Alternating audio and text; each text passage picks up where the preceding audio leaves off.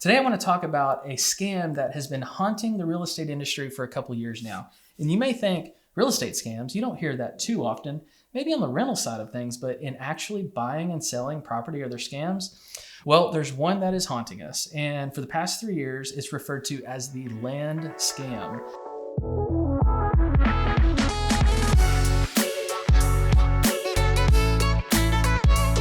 Welcome back to the Chattanooga Real Estate Pulse, where my goal is to make sure that you are an informed buyer or seller looking to make a move and you do it the right way and the easiest way possible. Today, there are hidden traps in real estate investing, and I want you to know exactly how to stay away from any of those traps or any of those scams out there. And what it is, I'll give you a synopsis of what it is, and then I want to explain to you the details of it and how you can avoid it so you don't become victim to one of these situations. So the general synopsis of this is basically a con artist or a scammer out there, whether they're in the States or they're overseas, we don't know where they're at, pretends to be a seller of a property and they don't live local, and they convince an agent to list the land, and then they go to sell it, and they give them wire instructions and wire the funds from the buyer to the supposed seller. And next thing you know, a buyer has wired off a lot of funds, and it's a bad situation because they haven't actually purchased the property because they didn't sell it. They didn't buy it from the seller. So you may think, Doug, how on earth can this happen? Well, I'll tell you exactly how it happens. So this has happened to many agents across the country. Land scams have become so prevalent that, according to the FBI Internet Crime Complaint Center, that's who you report it to if you run into a situation like that, because the local authorities don't know what to do with it. They said that $396 million in 2022 was reported stolen due to this elaborate scheme to just dupe potential buyers and property owners and real estate professionals. We don't want you to be a part of that. So let's break down first, what is the scam? What is the benefit to the scammer? So what happens is, the scammers have gotten very intuitive. They understand that there are a lot of agents out there that are willing to take on business at any opportunity they possibly can. Last year, about 49% of all real estate agents did not sell more than one home. That means they sold nothing or they sold one home. That's like half of the industry. It's very sad. It breaks my heart, but it's true. There's a lot of part-timers. There's a lot of people that are new in the business. There's a lot of people that have decided they've moved on from the industry, but they're going to keep their license and do a couple deals.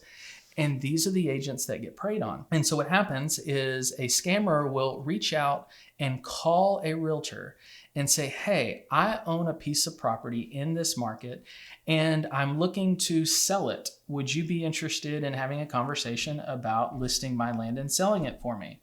So this beautiful conversation starts where an agent starts to tell them what their services are, what they can do for them, what they charge, all of the above. And the seller continues to proceed forward and say, that sounds great. Generally speaking, the seller says, I want to sell it quickly. I don't want it to sit on the market for a long time. So I'd rather price it aggressively, meaning a lower price than what it's worth. So they can move it quickly. They want to get the cash quickly. A real estate agent might even be more excited because it's going to turn into a quick sale in their eyes. So they proceed forward. The poor agent goes and does all the marketing. Since it's land, probably does photography and drone photography and spends a lot of money on getting this home on the market, or this property on the market, I should say. Property goes on the market. Chances are there's multiple offers. Lots of people make offers on it. Agents on both sides of the deal, buyers and the scammer, negotiate this whole process through, get it under contract. Next thing, you got to ask, how do you get it under contract with someone who's not the seller? Well, many agents didn't verify the ID or identification in some way, shape, or form. We're going to talk about how to avoid this for you and the agents out there, but let's finish the story. They don't verify. They do electronic signatures because that's the world we live in. Just call it DocuSign for lack of a better term. There's lots of opportunities where people can sign things. And then they move on and then they get ready to go to close. And the scammer provides wiring instructions to a title company and they wire them the funds. It has happened to the tune of almost $400 million in 2022. I'm sure 2023 was even bigger. So you think like, wow, that is absolutely crazy that that could happen, because at the end of the day, a buyer thinks they own the property that they don't necessarily own. And that's left up to the agents, the title company, the title insurance company, to all have to work out with the proper authorities to figure out what do we do. I did a little research, and there's not a lot out there that I could find about specific case studies. I saw a lot of macro information, but I didn't see a lot of micro. I went on to Reddit, which is not necessarily my go-to place, but that's where I happened to trip across some information where a person on Reddit was actually explaining that they got duped in this situation. And it took them some time. They got 90% of their money back. So I don't know what the cost of that land was. Hopefully it wasn't too expensive, but they went through a painful situation and lost money. I am shocked that they got their money back, because at the end of the day, the person who is probably held most liable is the scam artist, but we all know how it goes down in court. I don't know how it could go, but I would not want to be a part of it. So if you are thinking about investing in raw land, which has become very popular lately, people are getting more into building. They're getting more into investing in rental property where they're building to rent. There's a lot of reasons why you might buy raw land. Some people are just buying and holding raw land. There's no overhead for the most part. You've got taxes, but there's no insurance. There's a lot of good reasons why you should potentially consider buying raw land.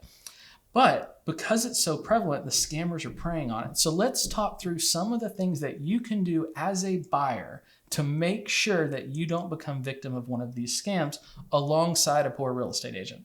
So first thing is research the real estate agents involved in the transaction.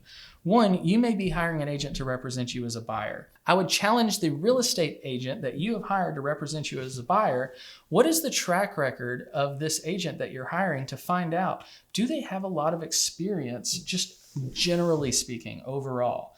If you happen to be a client of one of those 49% of agents that only do one or less deals, I don't know about you, but that would make me kind of nervous making a very large real estate purchase, maybe the largest purchase of your life, potentially speaking. So you want to be careful that you make sure you find someone that has experience.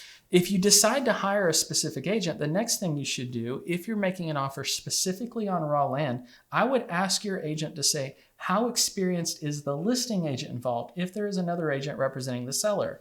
I would want to know how experienced they are in case this happened to be one of those situations. I think that as a consumer, you could feel that you're limited on what you can do, and you're probably excited about the purchase you're about to make, but don't get caught up in the hype. Ask the hard questions and make the agent go and do the homework to find out what's going on. Another thing they can do is they can reach out to the proposed title company you guys are going to use and figure out, since the seller is not going to be present at the closing, what are the steps they take to identify the seller, to make sure they're the accurate person, and what insurance do they have? How do they protect you to make sure that you're not involved in a potential scam?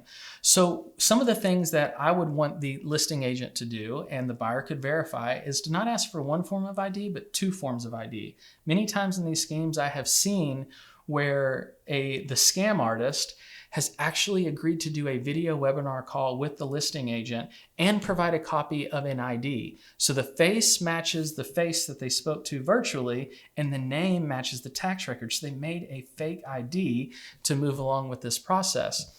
So it seems real, feels real, but it may not be real, especially if the price is lower. Like, follow your gut instinct. Why is this property seem so appetizing to so many people? If it's too good to be true, it might be. So you definitely want to ask those questions. First step is just form of identification. How many did we get? How do we verify it? These are all okay questions to ask. Chances are, if you're asking these questions and it is a scam artist, the listing agent might start to say, you know what, this deal does feel a little funny. Maybe I should look into it a little further.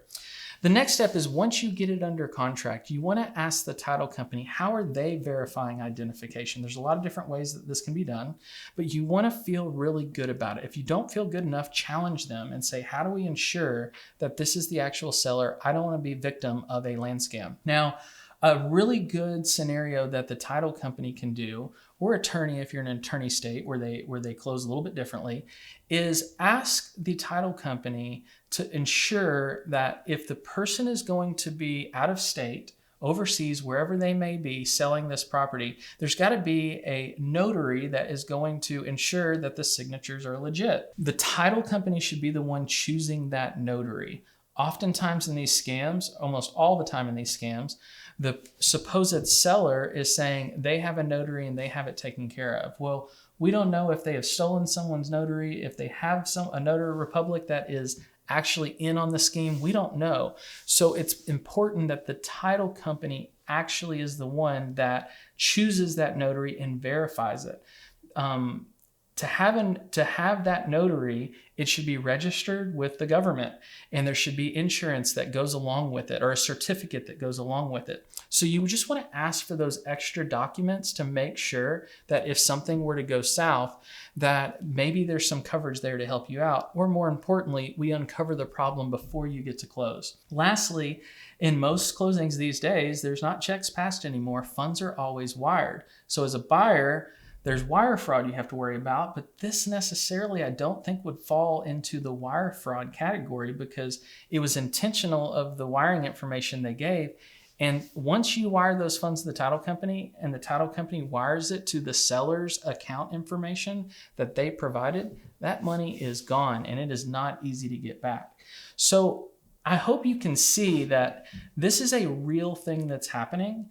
And it's kind of a crazy, scary thing, but just with a couple extra steps, a couple extra questions, and following your gut and verifying and checking to make sure that everything checks out and it feels legit, seems legit, and you challenge your agents to make sure that everything's legit, you're probably buying from a real seller. The best way you can do it is meet the seller at the closing and feel really good about the situation.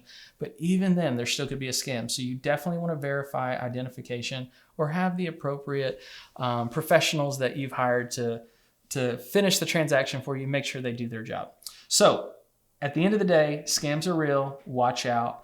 If you have any other scams you've run across or heard of, make sure to comment, shoot me an email, let me know, tell me what you're thinking. I'd love to dig in a little bit more and uncover some of these things so you don't run into them. But I hope you enjoyed watching the Chattanooga Real Estate Pulse today. If you've got any questions, I'm always here for you. Would love to help you buy, sell, or invest in the future. Thanks for watching.